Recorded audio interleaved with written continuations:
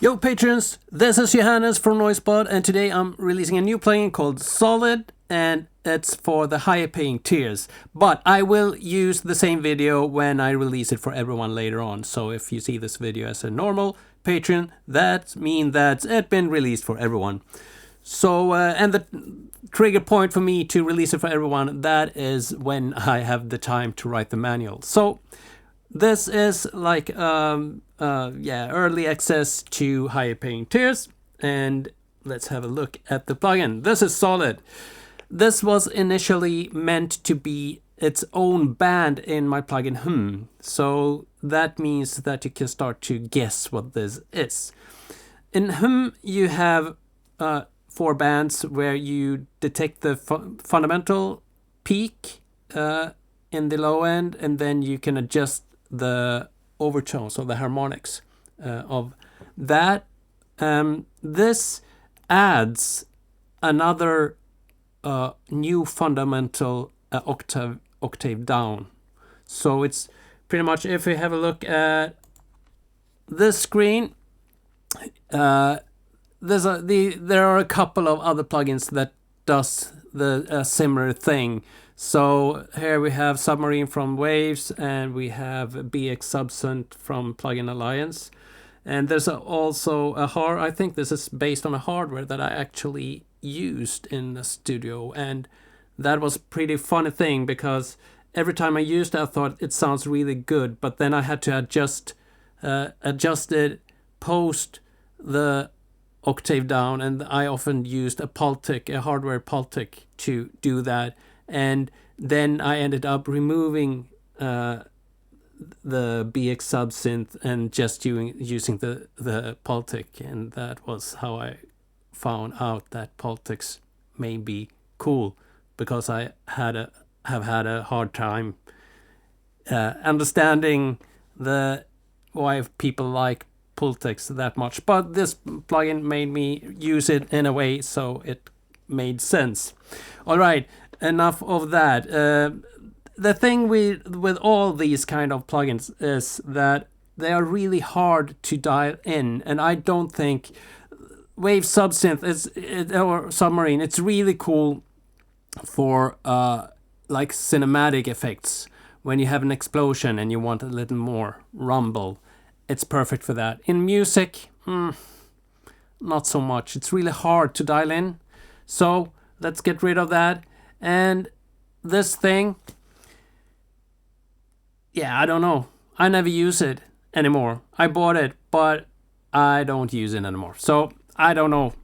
It's obviously not that great either. Even if both of these, you can dial in something that sounds good, but in the end, I just don't use them.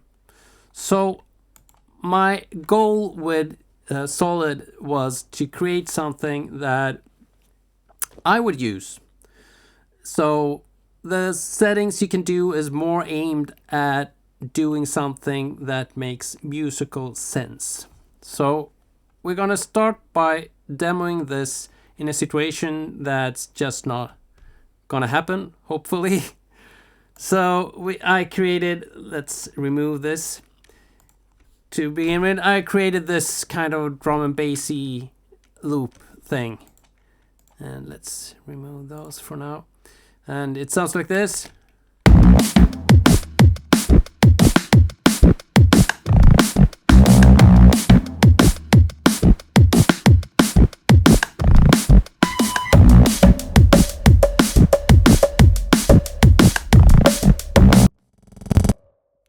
Not too exciting, but after creating that, I added this thing, equilibrium, and I just cut away everything below. I put it on 60, but you can see it's pretty much removed all the low end. So we're going to activate that and have a listen to the same loop again.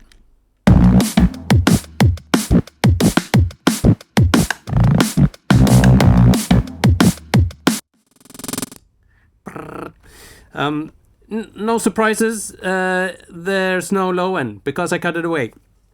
So then later in the chain, I have an instance of Solid and we're gonna activate solid. So to do that, we're going to put that in its own screen again. So we do that. We're gonna play the same loop from the beginning, and I'm going to activate it. Simple as that. So here we go.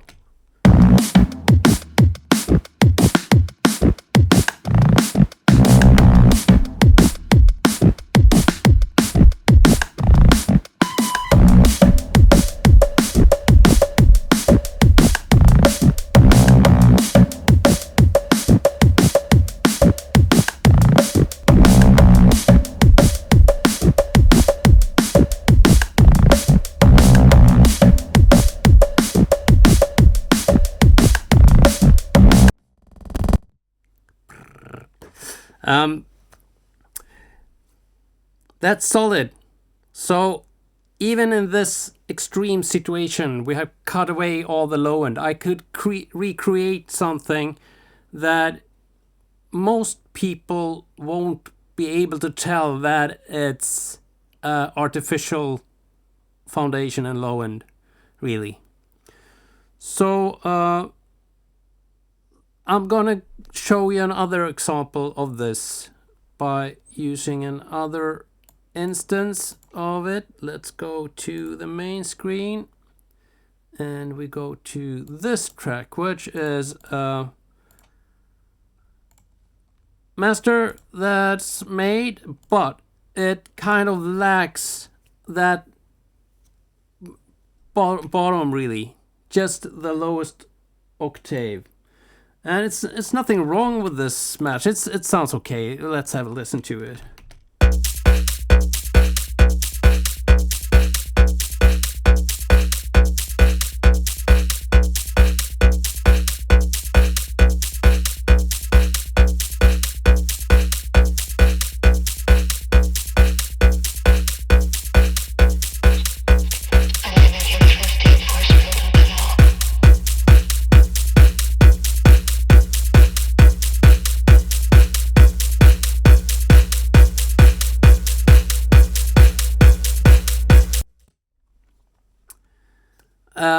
So it sounds a little bit like that, and let's go back to, there we go. So I'm gonna start to raise the amount knob, and we can look at the meter, but use your ears for this. And I'm gonna show you how my intention of using this plugin is. It's not to save, even if you can use it like I did in the example with the drum and bass loop, to just save the low end of a track. Sure, you can do that, but it's not meant for that, because if you get in something in for mastering that actually lacks any information below a certain frequency, then you probably call the client and say, well, can you send me another mix, because everything is high passed. So that's not likely to happen, but this scenario is way more likely to happen, that you get in a mix and it sounds good, everything is fine, it's just that it's kind of lacks that depth needed for, yeah, you know, that little bump way down at 20 hertz that maybe most people listen in a situation where they don't hear that. But in my opinion, it actually affects higher frequencies as well. When the low end is right and just present, then it just sounds better, warmer, bigger, deeper, 3D, all that nice, all those things. So here we go. I'm gonna try to dial this in, and I'm keeping the spectrum analyzer up here so you can see what happens.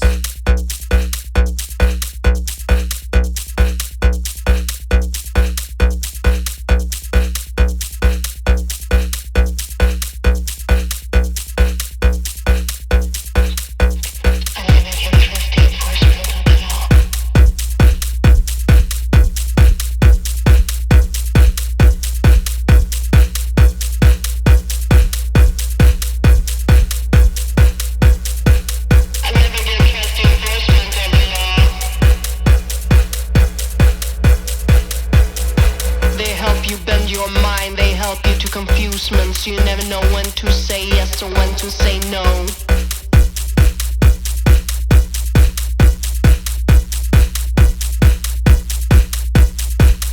Even though I did a pretty good job myself, they fucked me up to the very last cell. Of course I didn't know, cause I wasn't really there. How could I know, cause I wasn't really there?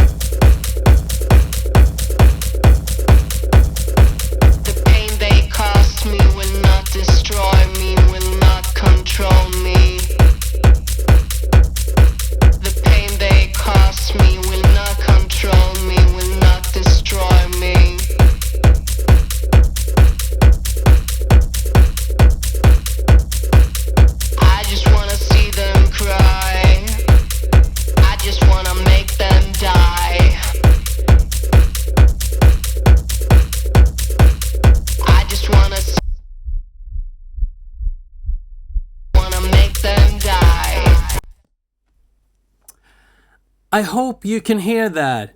So, for me, I did push it a little further than I would if I was making a master, but that's for demo purposes. I know that can be hard to hear if you're not like me. I'm sitting in my studio with two subwoofers on each side, which is 2x15-inch subwoofers, together with my ATC SAM 100s as mains. So I have a lot of low end in here. So I hear all these changes.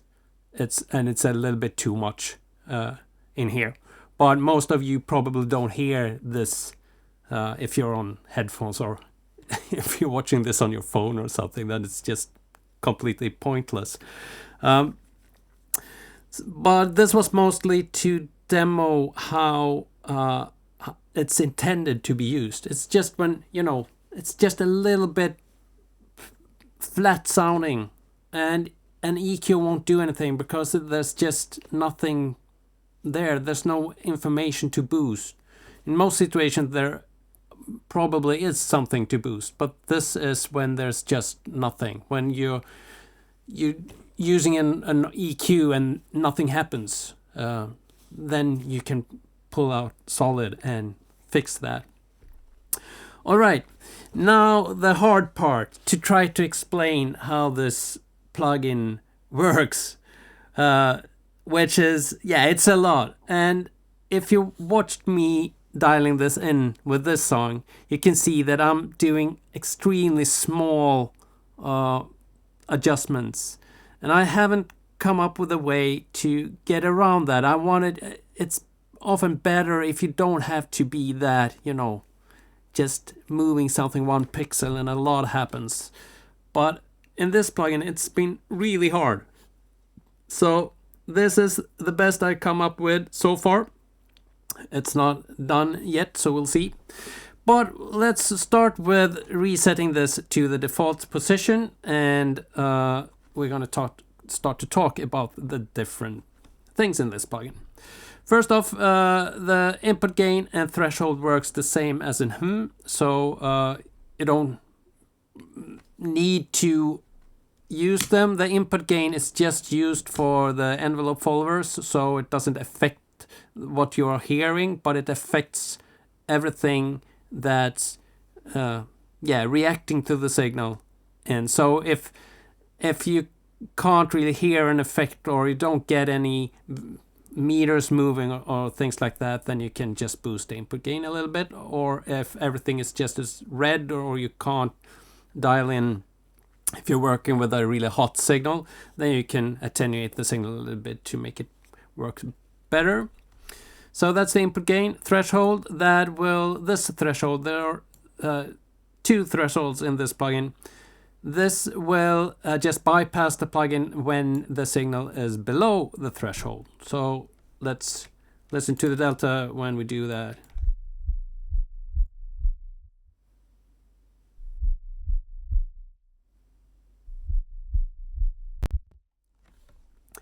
And that can be useful when, for example, if there are a break in a song and you don't want any low end, because this plugin will create low end whatever it feeds, it will create something 1 octave down. So that means that it can miss a situation where we don't want any low end.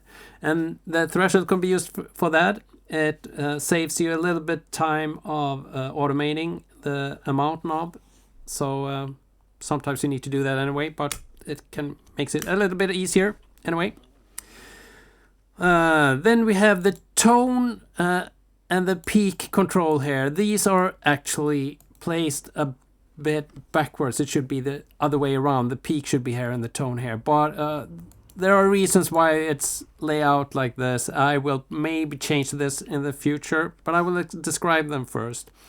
In peak mode, or when the peak mode, rather like this, if the peak mode isn't engaged, so it looks the way it does right now. Let's go back to the cutout for this section. So this peak means that when you click this, it will do what does. It will find the highest peak and will just work with that. So it will take the highest peaks in the low end, and it will move that an octave down and create a new signal 1 octave down that you can blend with the signal. When you don't engage peak, then it will take everything below about 100, 120 hertz and just move that like a pitch shifter pretty much. So those are 2 different modes. When you're in peak mode, you can click this. That means that it will only select the tonal component. So when it will perceive something as noise, it won't affect that at all. It will just affect tones. So let's say that you have like a drum and bass or dubstep thing, and you just want the bass line to be beefed up.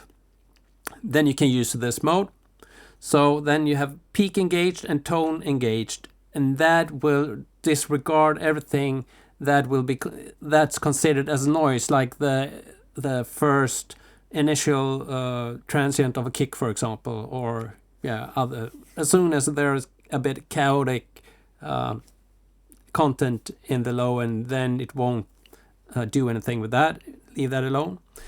You can invert it in this plugin. You can't do that in but I'm maybe gonna add that in as well, because it's cool.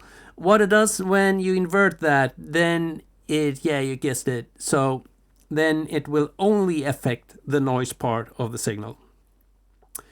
let's see how this sounds. See if we can hear that.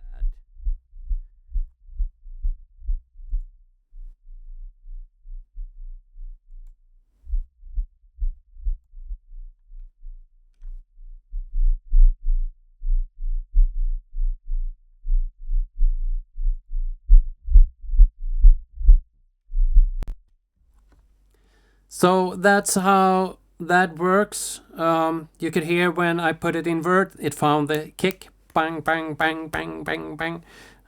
When I didn't have it in verse pressed, just a tone, then it found something else. So just everything that contains a tone that is longer than a X amount of milliseconds. I often use this in this mode, so it will just take everything and octave that down and create a new, like a pitch shifter mode, if you like. That's turns out to be the most musical for me anyway. So those are the tone and peak control. The filter is the same as in so you can make it filter out things so that it doesn't start to boost like 2 hertz a lot, because there's something at 4 hertz. So you just filter things out, and the default position is 55 hertz. That means that the new generated low end will peak around 27 hertz. So you have to keep that in mind, that it goes very deep very fast. So maybe filter this a bit harder, like 60, so you're just going down to about 30. That's usually enough. You don't need things lower down, but sometimes I use it actually for the low down as well. So what sounds good, what would work with that situation. So that's the filter. All right. And then we're going to talk about the envelope and the limiter soon. But first, just the amount knob. The default position is 100%. That means that it will take what comes in and keep the level, but add a new signal 1 octave down at the same level as it detects the audio. So just 100%. Then it goes up to 200%, so you can start to really boost stuff. And the timing. The timer is cool. The default is minus 46 milliseconds. That means that it actually will start the newly created low end, the new fundamental 46 milliseconds before it actually happens. And that's... I had the default position at 0 at first, because that makes sense. But I found myself wanting to have the low end start a little bit earlier, because they are slower. So when the attack comes, if you have it at 0, it feels like the signal starts later than it should, even though it doesn't really. It's just that the envelope is slower, which if you have the original bass, it's probably not. It's probably... they probably have different envelopes on different frequencies.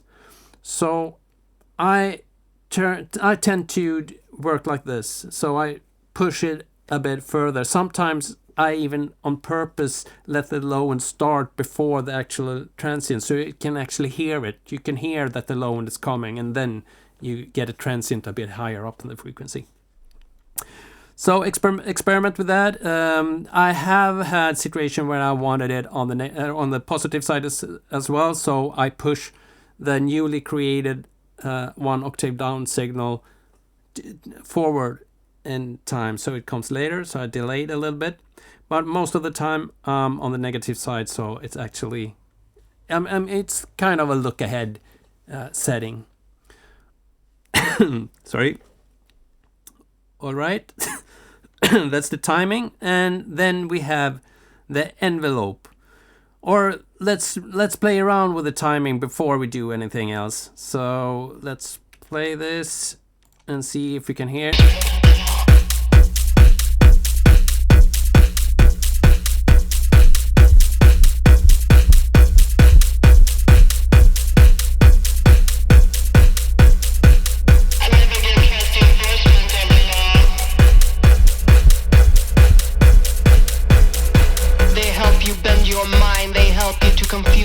You never know.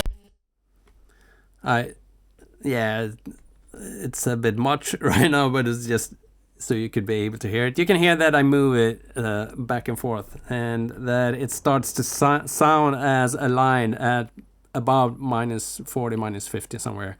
But it depends on the tempo of the track, and sometimes it sounds better when they're actually in sync. It depends on how fast the initial transient of the low end is, really.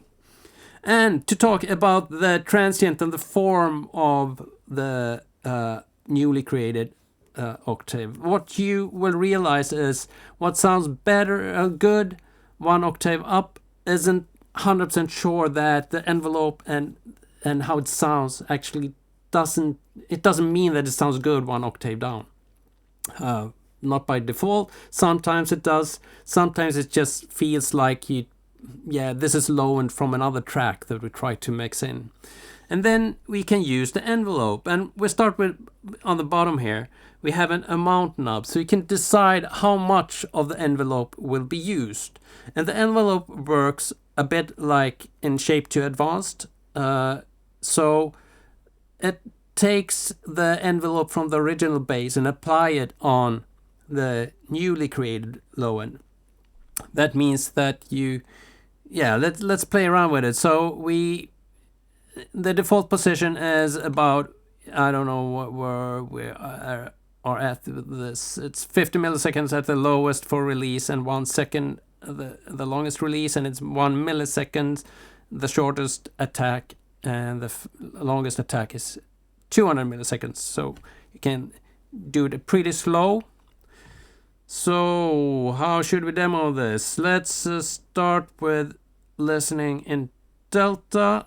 So, and we use the filter, so we move up the frequencies a little bit, so you have maybe a small chance of hearing this.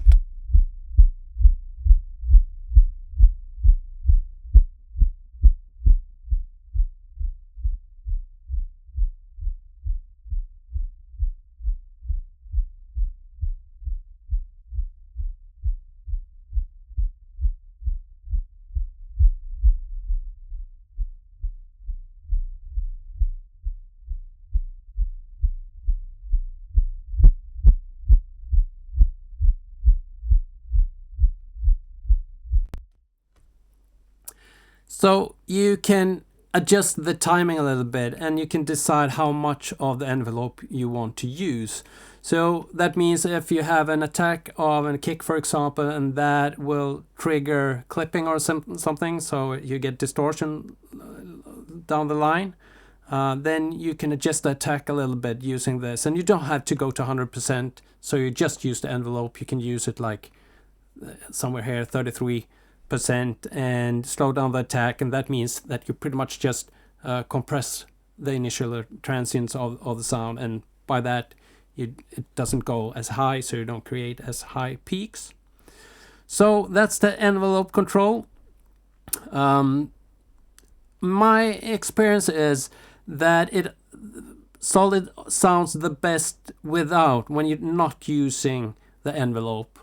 It sounds most natural without the envelope, but it's very useful when you're trying to push things as loud as possible, for example, and those transients, they just keep messing things up and gives you distortion. Then it can be really nice to just dial in a little bit of attack here, just a little bit, and to get rid of that. All right.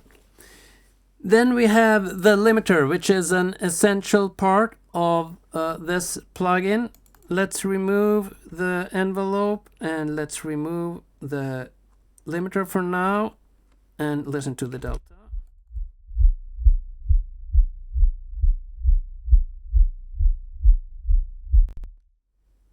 And we can listen to the whole song.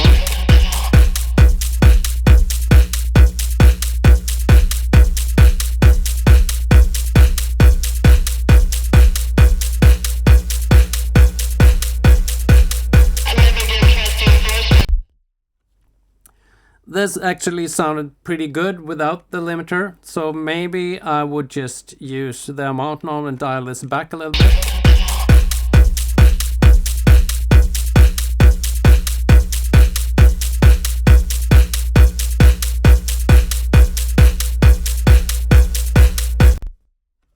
Like that, and I'm happy. But with the limiter, you can start to work with the dynamics of the low end a little bit. So let's boost this to crazy amounts, put it in limiter mode, and yeah, let's try this.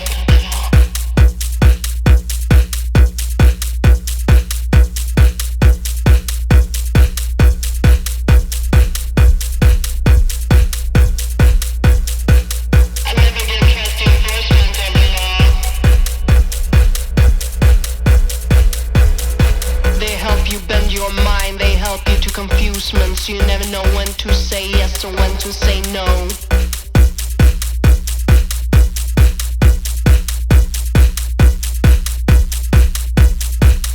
Even though I did a pretty good job myself, they fucked me up to the very last cell. Of course I didn't know, cause I wasn't really there. How could I know, cause I wasn't really there?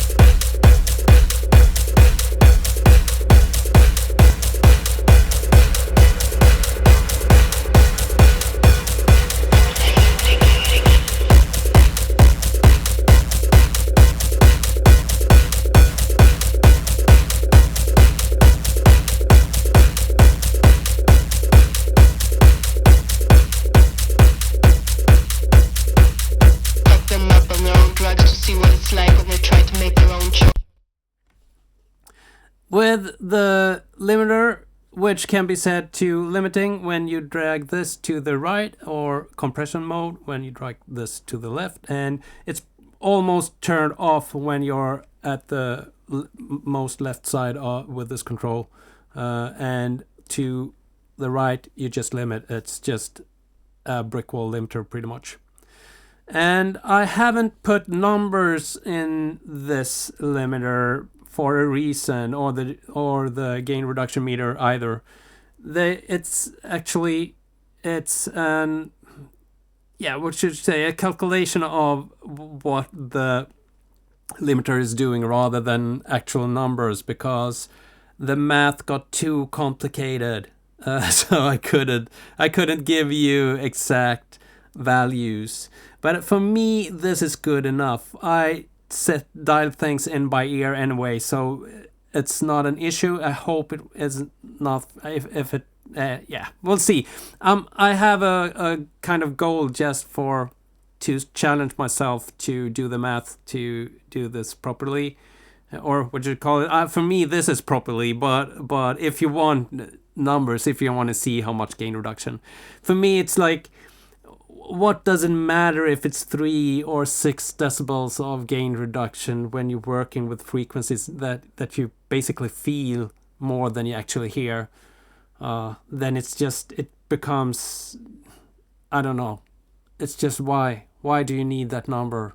I don't know. No one will care. No one will say, oh, how nice, it's 6 decibels gain reduction on 25 hertz. Really cool. You won't hear anyone say that. So when it feels right, then it is right. So that's my take on it. There actually is I measure the gain reduction by comparing the unlimited signal with the limited signal.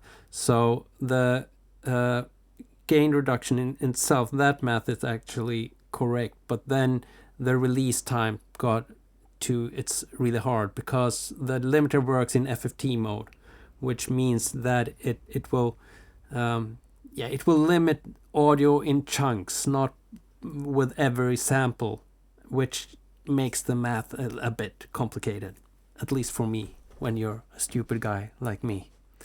But that's the limiter, so it's engaged by default, so just bear that in mind. And I did that because in most situations I think it makes sense to add a little compression or limiting when you use this, because if the signal something triggers Solid to create a lot of low end, then you need to control that somehow, otherwise you just get blasted and will fly away in your chair of the wind that your huge subwoofers will create when working with this.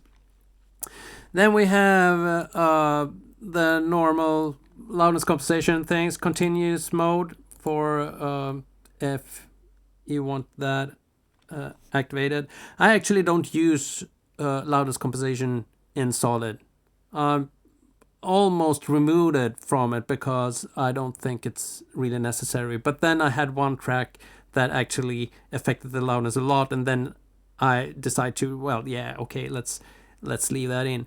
Plus, the limiter is cool in this because it will limit to the same, or try to limit to the same values as the incoming audio, which is a cool thing. So let's play around with that. You will hear that it starts to create crackles, so you can hear this limiter when you go far.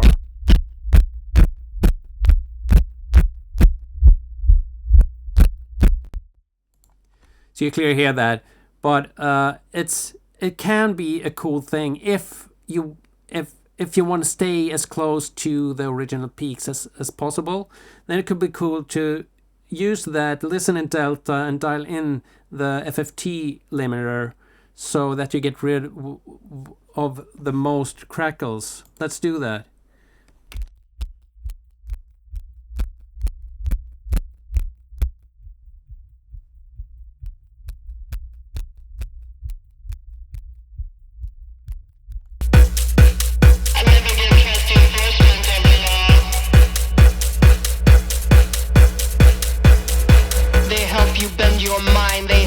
Confusements, you never know when to.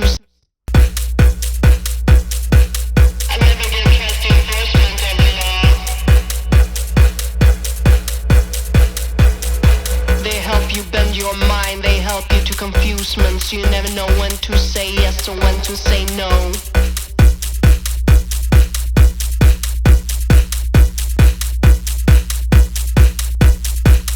Even though I did a pretty good job myself, they fucked me up to the very last cell. Of course I didn't know, cause I wasn't really there.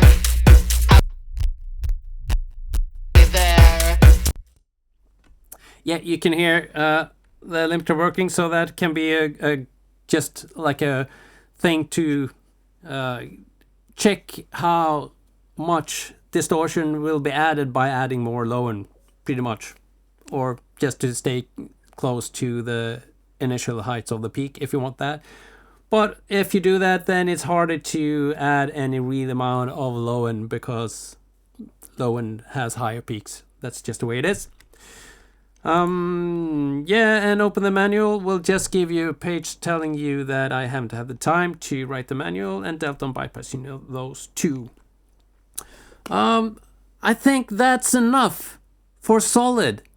I hope you will like this plugin. It's my favorite for, yeah, it's a favorite one. I like this as much as I like bass flip, and that's a lot. So this is Solid. I hope you like it, and it will be available for everyone eventually. Right now it's just for the higher paying tiers. So see you later. Bye bye.